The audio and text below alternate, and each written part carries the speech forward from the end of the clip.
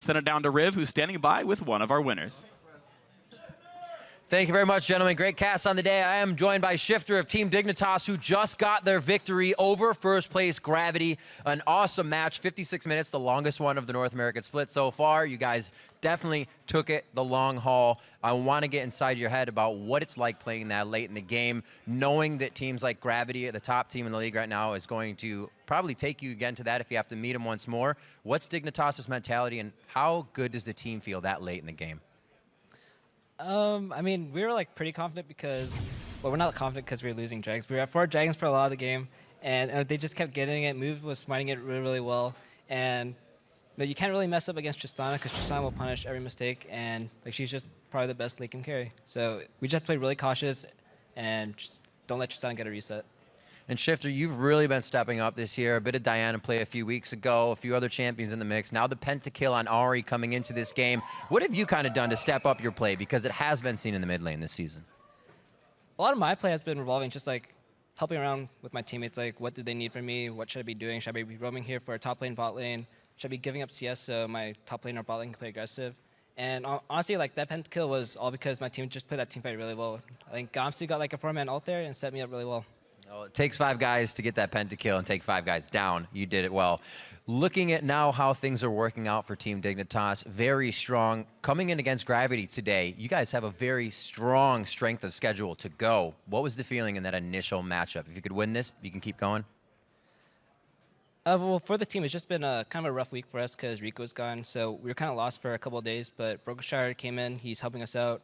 And, you know, playing without a coach is honestly really hard for a team. And we're just lucky to have a backup. And, you know, this win for Gravity, it really is a confidence booster because we weren't doing too hot for it like during practice. So it really helps us for this TSM match coming up. So how do you think now the team, why do you think they adapted so well with kind of the quick change of coach there? Pardon who? Why did you think the team adapted so well with just kind of a quick change of coach? It was gone for a while, but it seems like that aspect of your team really allows you guys to flourish in the game.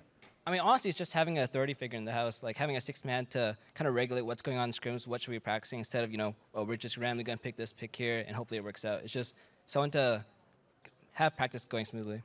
All right, and I mentioned strength of schedule. Final question, TSM, CLG, and Enemy to now finish. You guys have one of the hardest lines of matches to do. How are you feeling about them? Well, after this one, I'm feeling pretty good, but, you know, it's going to be really hard. Everyone's playing really well. It's like the clinch for the playoffs, so...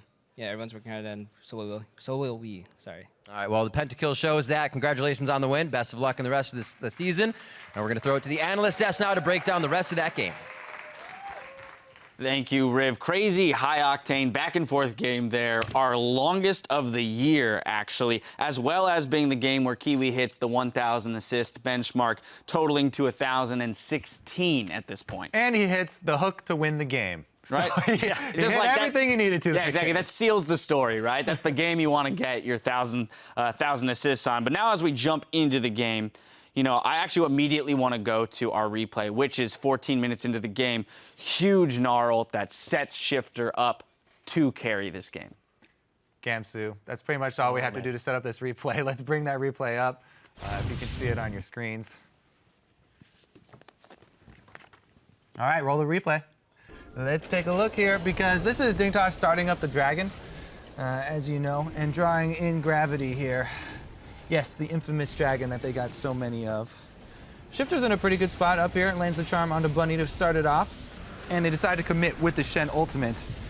But really all we're waiting for is the setup. Shifter actually used 2 charges on his Ari ult to get around that wall as well. This is the main play though. Gamsu gets everybody as Altek is jumping in with the rocket jump as well, and lines up everyone on the wall for the 4-man orb from Shifter.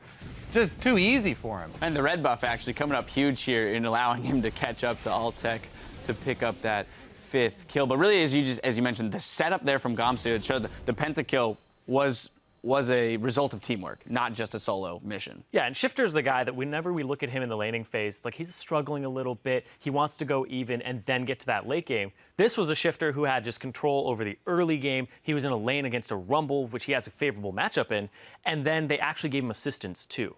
So coming into that, he already had a kill. He got that first kill, and then he got the pentakill around the side. So he actually came in with 2 kills. never mind that. He came in with 2, and then he ended up 7-0 after that play. So Shifter had a lot to do in that game to carry it out and to close it out. That would have been a part in scrims where you would have GG'd after that, because that's like a 16-minute pentakill, but it ended up being one of the longer games because of the way that Gravity was playing it out afterwards. Yeah, so let's explore that. Gravity's play from behind there and being able to extend the game 56 minutes. Well, the thing is, to get behind, I think I still want to stick on the replay a little bit because this is actually a trap that I've fallen into as well.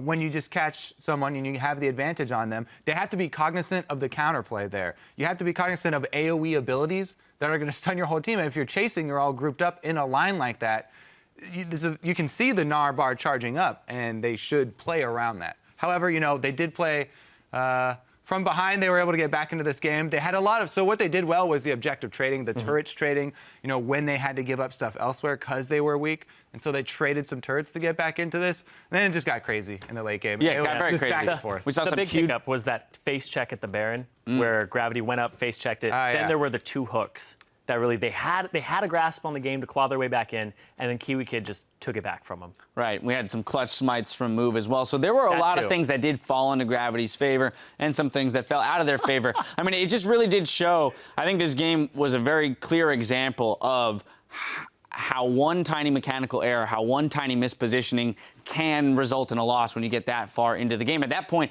goal differences didn't matter, right? Death timers being 70 seconds long. It's just whoever wins that team fight, whoever gets the right engage. Yeah, you have to keep that thrill of the hunt down, the blood boiling when you get your first kill in the battle, and you just want to clean up and chase everybody down.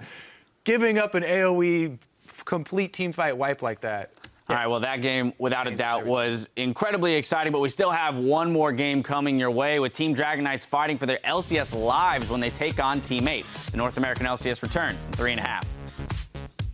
What we did in the... We're here into the game, Gravity versus Team Dignitas. Quadra kill for Shifter. Red buff is on. Charms up. Good flash by Altec with the flash Q. They gotta put them back in the team, but Altec gets one, and he's now found Gamsu as well. Altec to be the major carry jumps in because Core JJ will get the kills after all, but he's still taking the front line. But Altec is running out of front line. He can't quite get it. He's in so early. He's in early, but his burst. He's got it again. Move again. Stalls the Dragon fight. He will die. Hunter did. I'm dead.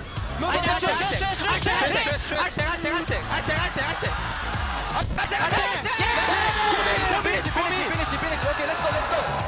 Maybe Dignitas back on an upswing. They take down the #1 team in the North American LCS.